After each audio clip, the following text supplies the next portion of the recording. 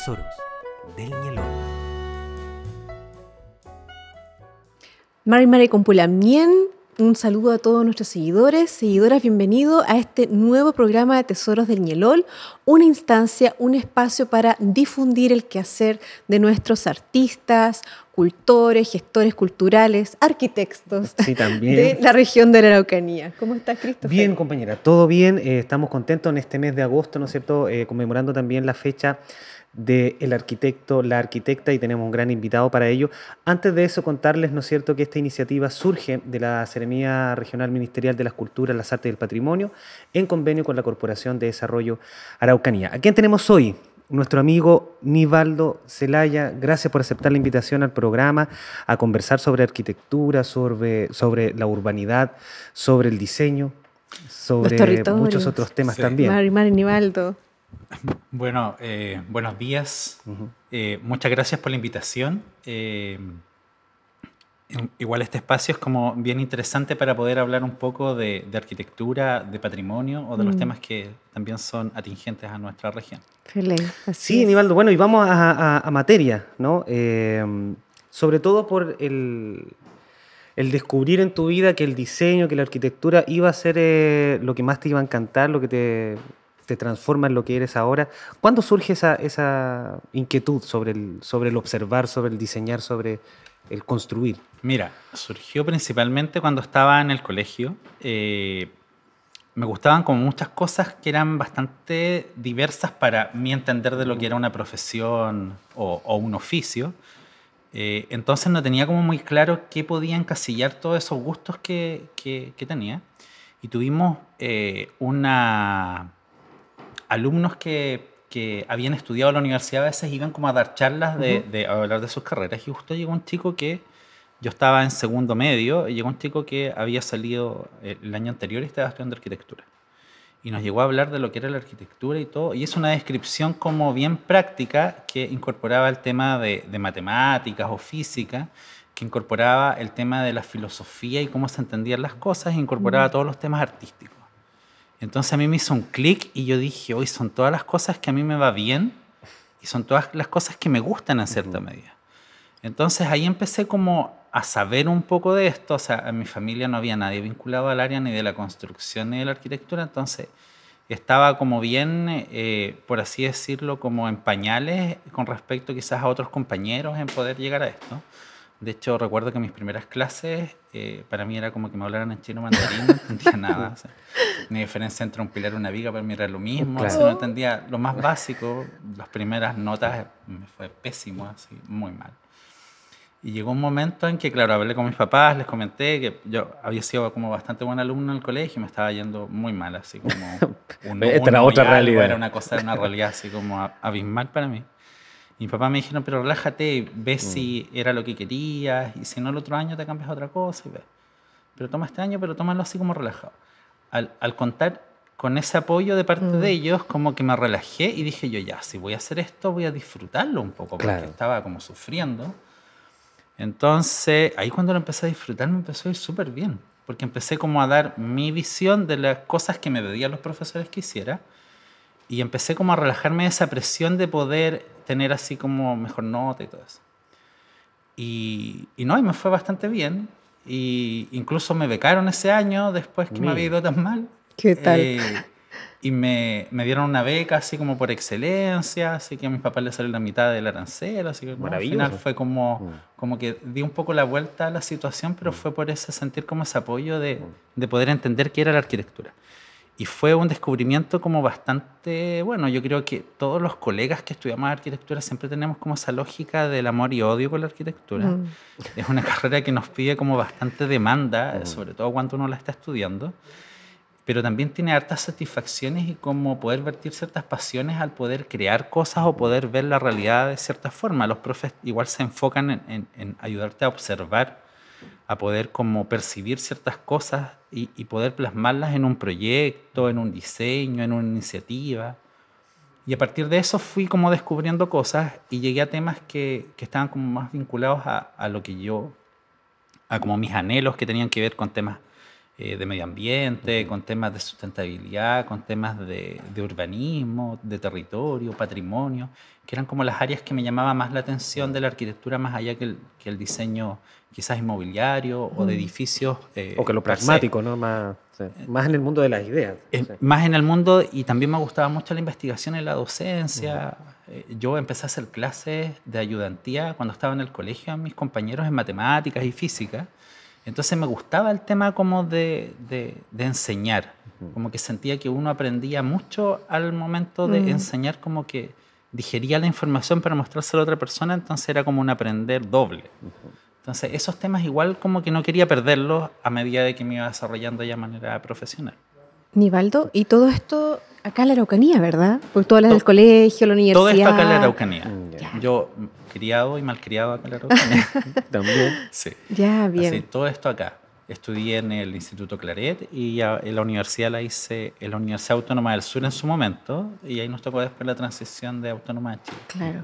Qué maravilla. O sea que ya esto de entender el territorio, la Araucanía, que no es menor, o sea, venía desde la cuna. Sí, venía esta situación como de entender como las lógicas.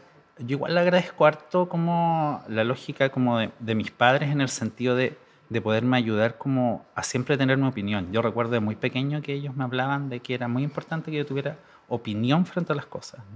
Que no otras personas decidieran por mí, independiente de que a lo mejor lo que yo pensara pudiera ser incluso contrario a lo que ellos pensaban. Pero que tenía que tener una opinión, que no podía así como dejarme llevar.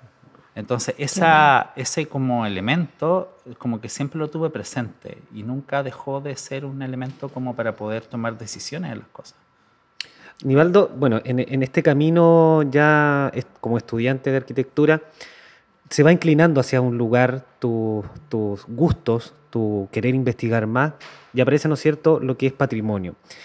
Y después ya en el ejercicio profesional, esa conexión con el territorio y con el espacio público, ¿no?, que está la construcción, pero cómo se relaciona también con el territorio, entiéndase como natura, ¿no?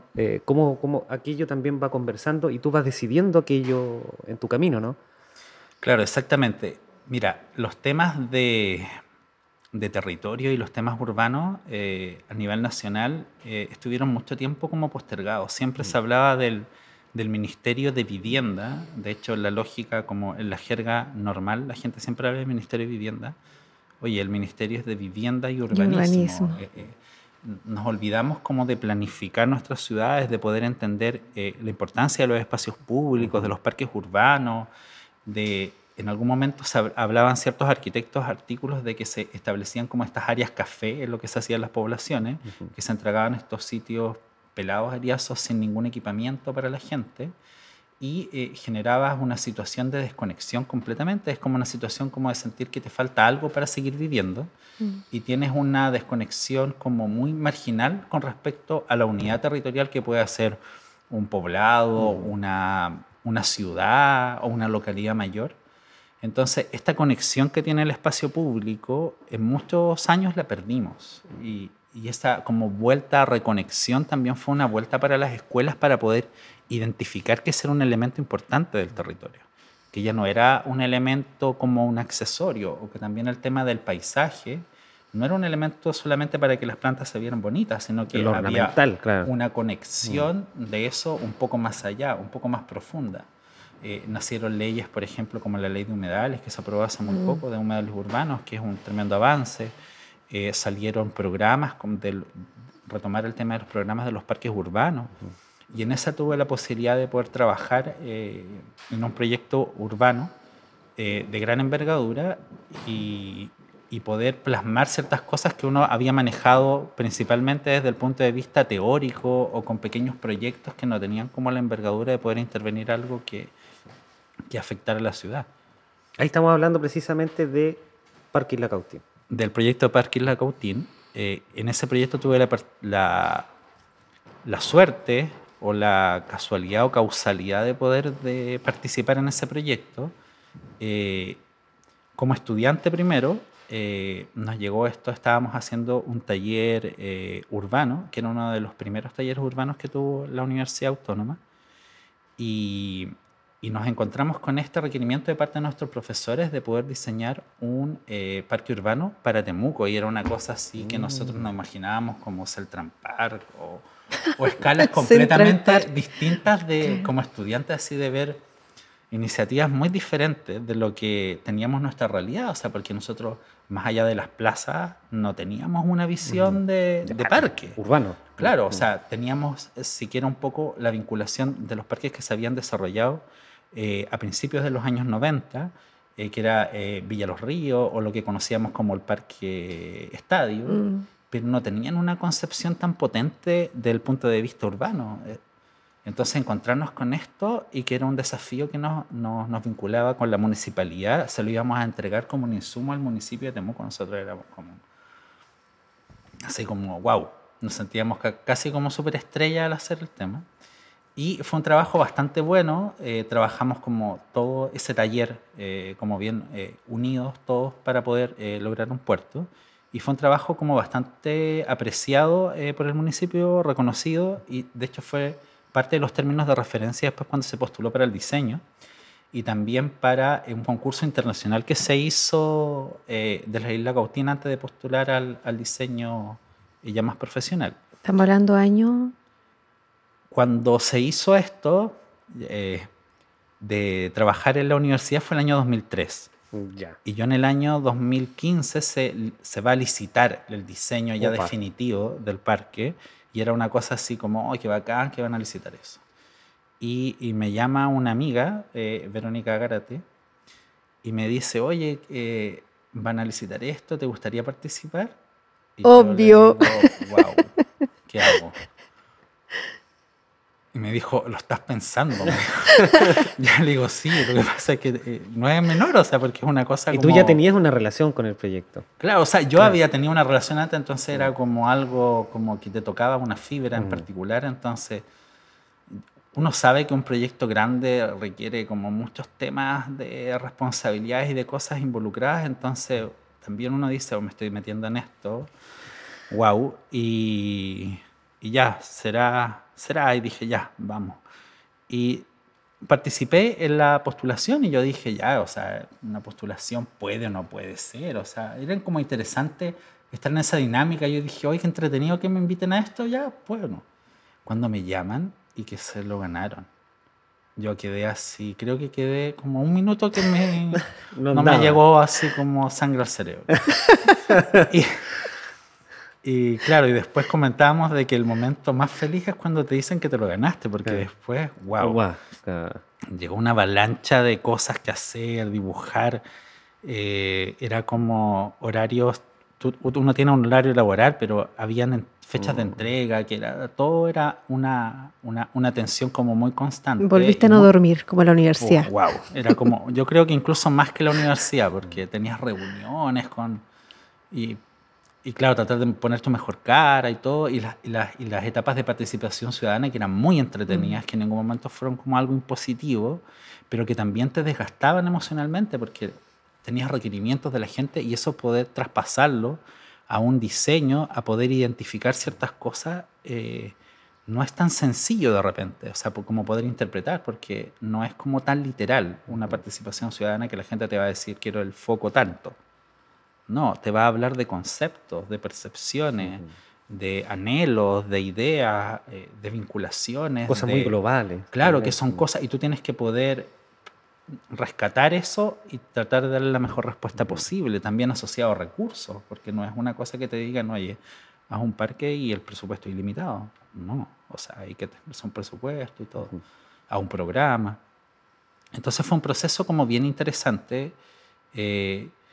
Teníamos un equipo acá en Temuco y un equipo en Santiago y fue como el feedback en algún momento costó, en otros momentos fue más sencillo y fue un proceso como bien interesante, no deja de ser bastante estresante, pero después años de poder ver esto plasmado y construido y ver como todas esas ideas que en algún momento pensaste como en un papel o dibujaste en un plano, se ven plasmadas en algo real y que la gente lo pueda disfrutar, igual es como es como un tremendo regalo para uno de poder decir, oye, la visión que teníamos como de esta idea de espacio público, la gente la está pudiendo disfrutar. Y de un estándar de espacio público que yo encuentro que es bastante bueno y que no habíamos visto tampoco acá en la región o en Temuco, incluso a nivel nacional en algunas cosas, yo creo, y de poder reconocer una vinculación como tan importante igual con su entorno. Tratamos como de poner bastante hincapié en que esos conceptos de sustentabilidad se pudieran plasmar y todo eso. Y claro, y poder ser parte de ese equipo. O sea, yo no era el que lideraba el equipo ni el jefe del equipo, pero sí era una parte del equipo de ese eslabón. Entonces, poder participar de esa iniciativa, o sea, igual fue, uno lo ve ahora con su distancia y aprecia igual esa posibilidad que te dio la vida de poder participar en algo así. Ahora, yo creo que el proceso de participación ciudadana tiene que haber sido muy efectivo. Debe ser seguramente un referente porque yo, no siendo parte de Temuco, pero sí escuchaba en su momento la participación y cómo había toda una actividad en torno a Isla Cautín, la gente que se reunía y que daba sus opiniones. Entonces, Sí. tiene que haber sido un Fue un proceso proceso precioso. muy interesante. Lo lideró Karina Reyes, que ella es asistente social. Karina junto a Vero fueron marcando como la pauta. Yo me vinculé en algunos temas que manejaba igual de temas de participación ciudadana y se fue armando un proceso bastante interesante. Tuvo ciertos reconocimientos igual por un estudio que estaba haciendo en su momento la Universidad de Chile, como uno de los procesos participativos más exitosos que había tenido esta iniciativa en la que estaba marcado el proceso de Isla Cautín. Y fue una instancia como bien interesante en poder registrar todas estas lógicas. Nosotros incorporamos por cada temática que tenía el parque con respecto a estas plazas que tenía la Plaza de la Infancia, la Plaza del Encuentro y la Plaza del Medio Ambiente, la de Deportes Urbanos. Habían participaciones por cada una de ellas y no fue solo una, fueron dos participaciones por cada una. Entonces teníamos un proceso de PAC que era enorme en poder manejar esa información después y poder tabularla. O sea, Karina ahí en su momento, la pobre estuvo haciendo informes eternos así, tabulando información para poder, y después que esa información se viera reflejada también en el diseño. Entonces fue un proceso como bien interesante. En ese sentido las PAC igual fueron un proceso como muy gratificante para nosotros. Las desarrollamos en distintos lugares. También se hizo una PAC específica por el tema de accesibilidad universal. La lógica de la isla era que no hubieran rampas, sino que hubieran solamente planos inclinados. La diferencia entre una rampa y un plano inclinado es que la rampa tú necesitas una asistencia que te la da un pasamanos. En cambio, en el plano inclinado tú te puedes desplazar en una silla de ruedas sin tener esa asistencia, porque la pendiente te lo permite. Con tu propia fuerza. Entonces la idea era que el espacio en ningún momento fuera un espacio como restrictivo, sino que fuera un espacio integrador, donde si había una persona con discapacidad se sintiera parte de ese espacio público. No fuera como que llegara al lugar y no pudiera entrar a ciertos lugares. Perfecto. Entonces, en esas lógicas, en cómo se establecían las circulaciones, cómo poder respetar que el mobiliario no estuviera en ese espacio de circulación, porque para una persona no vidente encontrarse con un basurero o un asiento así como de golpe no es algo muy agradable. Entonces, en esas lógicas, la idea era poder integrar como diversas como visiones a ese diseño. Entonces, yo creo que eso permitió que el equipo tenía como un grado de comunicación como bastante efectivo y que se pudo gestionar esto. Nivaldo, bueno, ahí sucede también que hay, como tú mencionas, son distintas plazas o distintas unidades que conforman este conjunto y, ¿no es cierto?, tenemos el mundo de la memoria, ¿no es cierto?, a los detenidos desaparecidos, tenemos esto que nos comentas tú de que no les da la espalda a las personas en situación de discapacidad, está el deporte, ¿no? Nos conversábamos fuera de cámara, ¿no es cierto?, que campeones de bicicross o de skate tenían que ir a otras ciudades para poder practicar y ahora está en la Isla Cautín. En fin, pero además está una cierta relación con el río, pero además con su vegetación, con su flora y fauna. Exactamente. O sea, el manejo que se hizo como la estrella del parque era siempre esta concepción de poder hacer un parque que estuviera vinculado a la naturaleza. No queríamos una sensación como de hacer como un parque temático, por así decirlo, como un Fantasylandia, otra cosa, que era otra lógica. La idea es que fuera un espacio público que reconociera también ese paisaje, y en eso los bosquetes de boldos eran un elemento clave. O sea, hay muchos bosques ahí de boldos que tienen, yo creo, más de 150 años de antigüedad. Entonces son elementos como testigos un poco de este territorio, y la particularidad que tienen los boldos es que el boldo puede funcionar con un árbol que funciona con pudrición central de su tronco. Por lo tanto, puede estar sumergido gran parte de él en agua y no le va a pasar nada. No es una planta que va a morir por eso. Entonces tiene una condición de asociarse a esa área igual a una área de humedal en algún momento, vinculada como al agua, y poder manejar ese concepto de poder vincular estos grandes espacios y que esos bosques fueran parte también de este gran proceso. Y en eso se estableció de que había una pradera central, que era donde se desarrollaban todos estos bosquetes vinculados, y principalmente todo el equipamiento se desarrolla a partir después de esa pradera central hacia los extremos. La idea era, se tuvieron que sacar árboles para la ejecución del proyecto, pero la idea era que fueran los menos posibles y que también fueran árboles que a lo mejor eran árboles exóticos, que no eran árboles nativos. Se hizo un catastro súper detallado. Digo porque yo estuve ahí días de invierno etiquetando árboles así con lluvia con el ingeniero agrónomo con el que desarrollamos esto, y fue un trabajo así como muy como a pulso en todo sentido. Entonces en el cuidado que también se tuvo con respecto a cómo manejaba esa iluminación, nosotros entendíamos que había bifauna que vivía ahí, por lo tanto los ciclos de sueño de las aves con la iluminación artificial se afectan si tú le colocas un foco al medio del bosque, por ejemplo. Entonces la idea era que la iluminación estuviera periférica, en el borde, e iluminara esto como una especie como de, como por así decirlo, como entender como el contorno del bosque, pero no en el interior. Entonces, para que se pudiera seguir desarrollando la vida, y nosotros éramos un elemento que nos íbamos a vincular, no éramos el elemento que iba a llegar al parque, iba a arrasar con todo y lo iba a ocupar de otra forma. Perfecto. Ahora el tema de la memoria. Ustedes también tuvieron que generar espacios muy íntimos de conversación en torno a aquello, considerando que es un espacio de ¿cuántas? 27 hectáreas.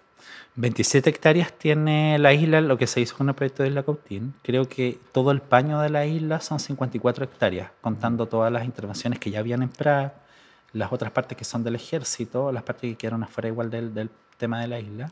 Tengo entendido que todos son 54, pero la intervención del proyecto Parque Isla Cautín son 27 hectáreas. Claro, y también es un territorio, es un lugar que fue testigo de situaciones muy complejas y muy dolorosas todavía para familias en el periodo del golpe militar. Entonces, sí, fue un proceso complejo poder abordar esa PAC con mucho respeto, porque involucraba temas, como tú dices, muy sentidos, tanto para la comunidad como para los familiares que estuvieron vinculados ahí.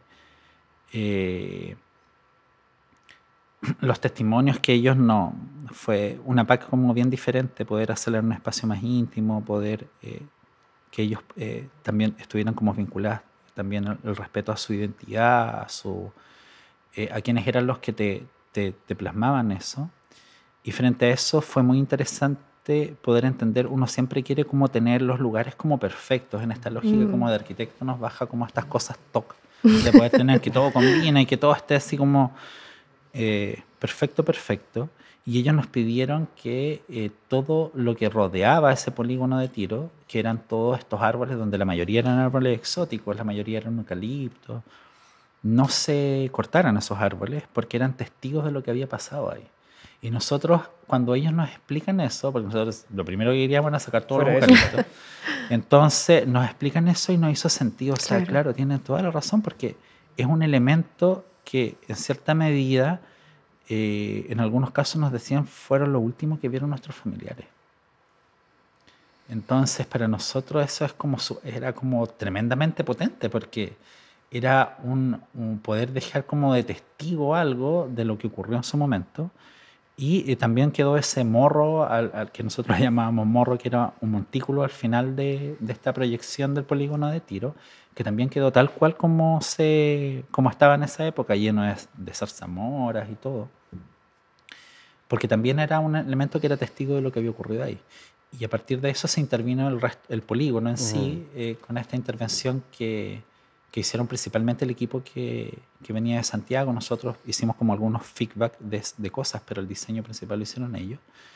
Y se logró este trabajo también corrigiendo algunas cosas con la misma gente que había participado de la PAC.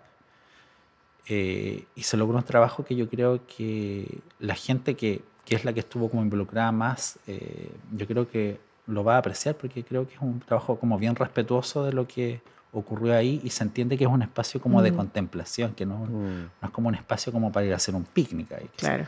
Sí, ahí están las claves. Inevitablemente me acuerdo de Villa Grimaldi, ¿no? Un espacio, parque por la memoria, ¿no? Y cómo es sobrecogedor darse una vuelta por Villa Grimaldi. De hecho, fuimos a ver Villa Grimaldi como para entender ciertas lógicas de lo que era un espacio de memoria. De cómo el espacio fue testigo y tiene encarnado en ello el relato a la gente que lo visita. Claro, yo tuve la oportunidad después de ir a Alemania, ya, pero mucho después que había hecho el tema de la isla, el 2018, y pude ver igual los espacios como de memoria que hay con respecto al Holocausto en Alemania, o el Museo Judío que hay, que es un museo como bien particular, donde se perciben cosas cómo se puede manejar el espacio para poder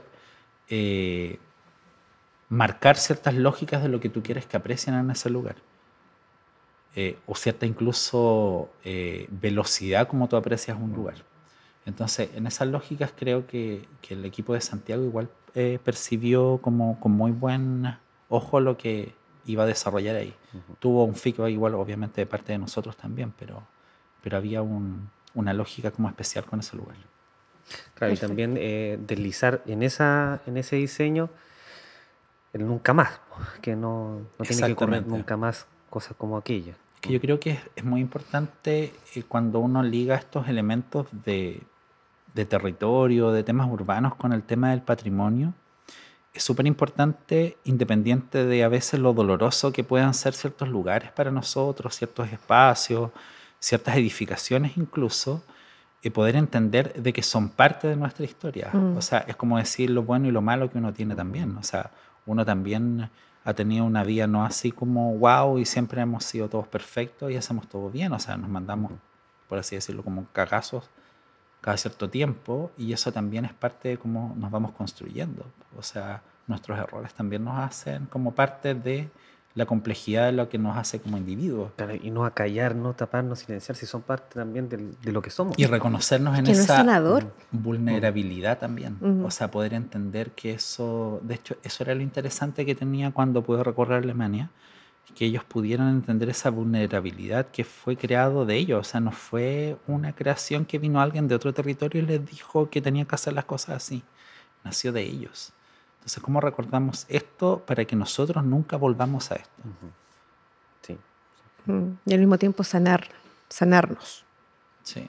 A través de esa memoria, por muy dolorosa que sea, pero hay que tratarla. Claro, buscar un punto de encuentro, ¿no? Exactamente. ¿Sí?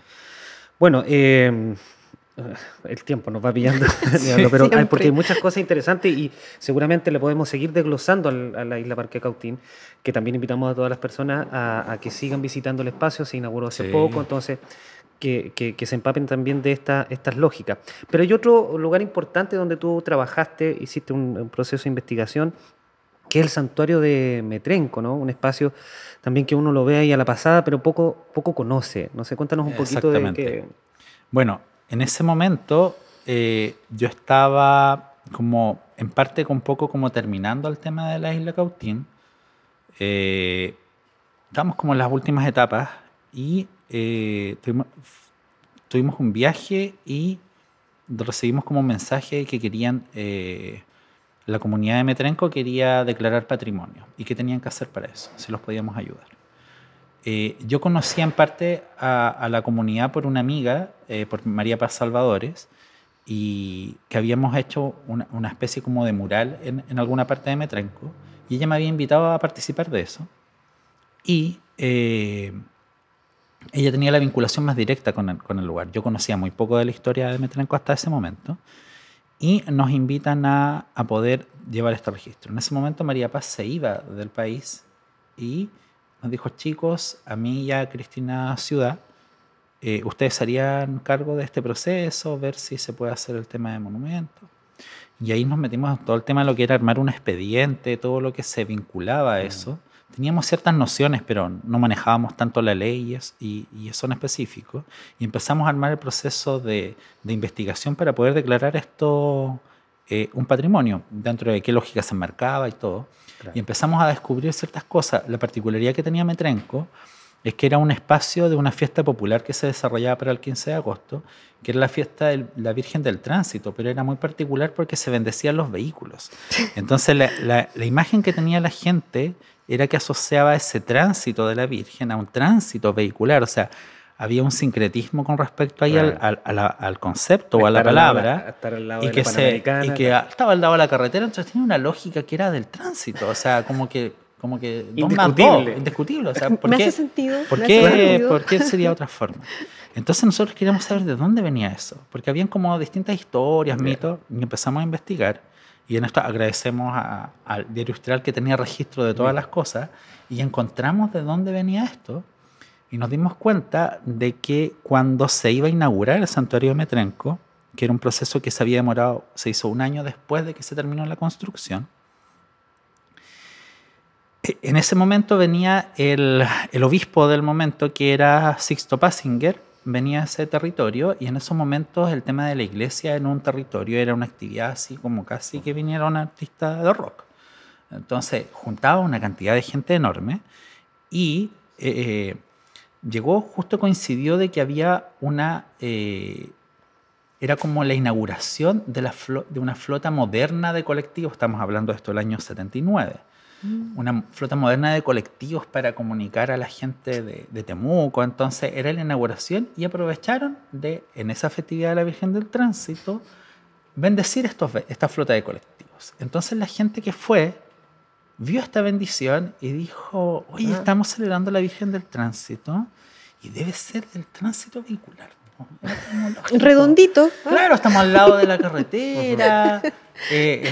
Está esto como ubicado acá, claro, es un espacio de peregrinación. El año siguiente hicieron la fiesta de la Virgen de Tránsito, que supuestamente la gente iba a peregrinar, y la gente llegó en sus vehículos para bendecirlos. Okay. Entonces ahí se encontró con todo esto la comunidad de Metrenco, la comunidad religiosa, y vio esta lógica y abrazarla, ¿no? Abrazaron lo que había, y esta fiesta se transformó en una concepción de fiesta popular. O sea, muchas de las fiestas populares o carnavales que tenemos en Latinoamérica, o incluso el mismo carnaval de Venecia, han derivado de fiestas religiosas. Entonces, esa como no es solamente propio como chileno o quizás del sur de Chile, como darle esa vuelta a esas lógicas. Es como apropiarse un poco de esa instancia como de celebración y poder darle una concepción como social al territorio. Entonces, en esa lógica, nosotros preparamos este expediente, lo presentamos el 2017 en Santiago, nos acompañó en ese momento el alcalde de turno que había en Padre Las Casas y la comunidad de Metrenco, la comunidad religiosa y el equipo que habíamos preparado el expediente. Entonces, en esa lógica presentamos esto con mucha así como humildad, que nosotros no habíamos presentado jamás un expediente, decíamos ya algo irá a salir de esto. Y nos hicieron observaciones y todo, nos felicitaron por el nivel de investigación del expediente, que nos decían que a veces llegaba solo una carta de petición y ellos tenían todo el trabajo de armarlo.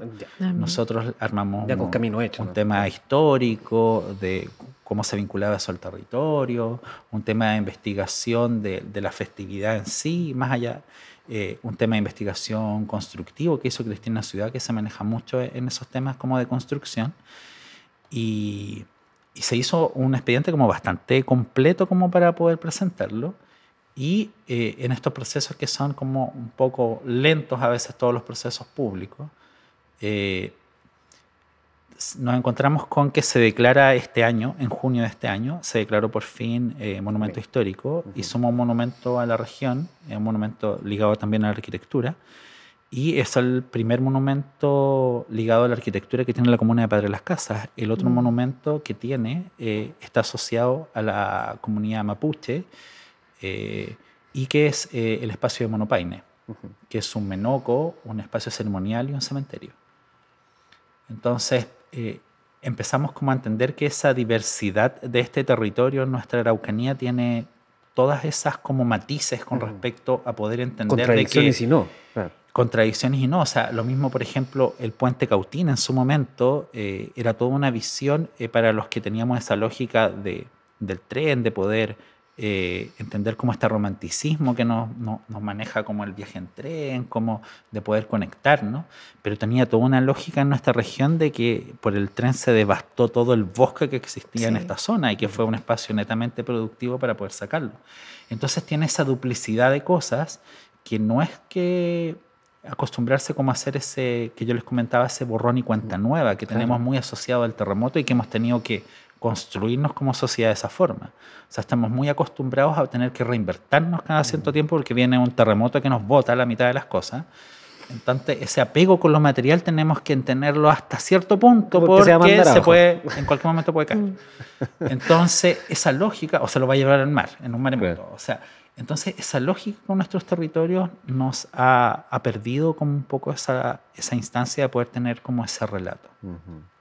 Y eso es lo que le había conversado yo también en otra oportunidad, que el año pasado tuve la posibilidad de conocer a Bernardo Colipán, y Bernardo me hablaba de ese concepto del relato que tenía el pueblo mapuche y que en cierta medida ahí me hizo sentido y decir, oye, nosotros hemos perdido mucho esa lógica del relato y quizás por eso nos cuesta tanto poder entender las lógicas también del patrimonio y los temas de sustentabilidad, los temas de ecología, que también nos han costado bastante como país poder entenderlo.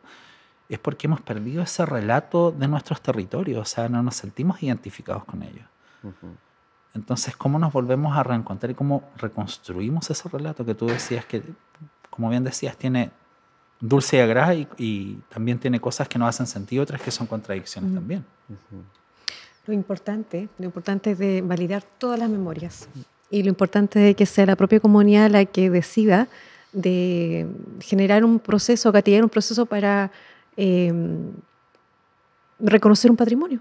Así es, porque aparte son los procesos de patrimonio son procesos siempre evolutivos. Hay cosas que son importantes en algún momento y quizás en otro momento no van a ser tan relevantes. Entonces, en esas lógicas es importante guardar como la memoria de los espacios, y a veces los espacios igual evolucionan y se convierten en otras cosas. Nivaldo, bueno, el tiempo ya nos tiene muy, muy corto, pero vamos a tener que dejar algunas cosas afuera y que seguramente podemos conversar en otro momento, ¿no? Habíamos hablado de la materia de las maestrías que estás desarrollando, la norma del crecimiento en una ciudad, cómo se organiza esa expansión. Bueno, son temas que podemos abordar en otro momento, pero sí me quiero quedar, para cerrar solamente, la docencia, algo de pedagogía, algo de artes, de teatro hay por ahí. Pero el sueño, Nivaldo, tu sueño, tu anhelo de sociedad a partir de tu oficio, de tu profesión, de lo que se puede intervenir el territorio para construirlo de mejor manera y que las lógicas estén en ese son. Cuéntanos un poco de... Claro, yo creo que ahí los conceptos de sustentabilidad o sostenibilidad que se aplican, hay como una discusión ahí si es sostenible o sustentable. Son terminologías más que nada, pero involucran como un concepto que tiene que ver mucho con este territorio. Nos hemos olvidado un poco de poder planificar como arquitectos, entender de que no son objetos que se posicionan en un espacio para dar una rentabilidad solamente, sino que son situaciones mucho más complejas que abordan eso. Tuve la posibilidad de ser invitado a hacer docencia en el año 2019 a la Universidad Mayor en el ramo de gestión del patrimonio arquitectónico por Cristian Tapia, un querido colega y con el que hemos podido trabajar. Y en esa lógica Cristian me invitó para darle como esas miradas como más de territorio al patrimonio. Y en esa lógica pudimos involucrar los temas asociados a normativas urbanas, a normas urbanísticas, que para los arquitectos de repente hablar de las normas urbanísticas como que nos coloquen una soga al cuello, y hablar de la UUC más aún. Entonces, en esa posibilidad que tuve igual de trabajar como revisor en Padre Las Casas, en el cual todavía me desarrollo en esa función, me permitió acercarme a la normativa desde otra mirada y poder darle esa lógica de poder entender cuál era la lógica de ese instrumento. Y eso es lo que hemos querido igual en el ramo de gestión del patrimonio, que entiendan cómo poder manejar estas lógicas y que esos elementos también te ayudan como a moldear y a crear también realidad. Entonces, si tú me tuvieras que preguntar así como un sueño o un anhelo que tuviera, está vinculado como seguir creciendo en esa misma área, tanto en temas de investigación, si es posible, en temas de desarrollo profesional, con respecto a poder trabajar con el territorio en estas diversas áreas, que sean sustentabilidad, los temas ligados a patrimonio, los temas ligados a crecimiento urbano. Creo que son como las grandes pasiones que se me despertaron en la escuela, y han sido en cierta medida las que he tratado igual de... Y que te han perseguido. En cierta medida me han encontrado algunas y he tratado otras de desarrollarlas. Así que yo creo que tienen muchas de casualidades y de causalidades en la vida también. O sea, uno trabaja a veces como en función de cosas y a veces no sabe cómo se encuentra con esas cosas que quizás anheló en algún momento.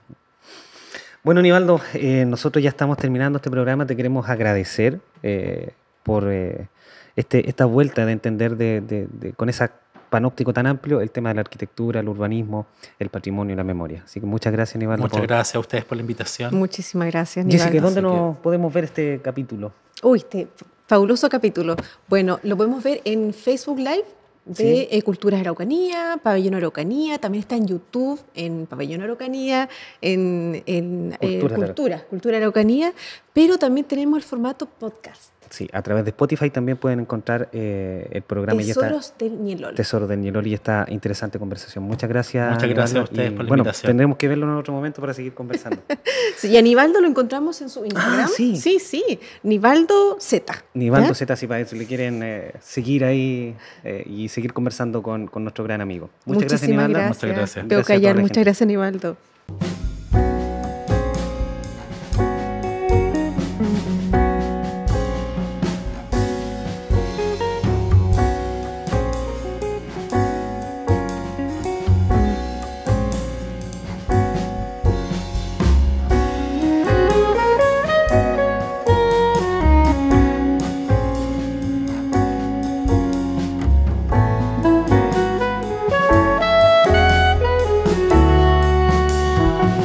Tesoros del Ñelol.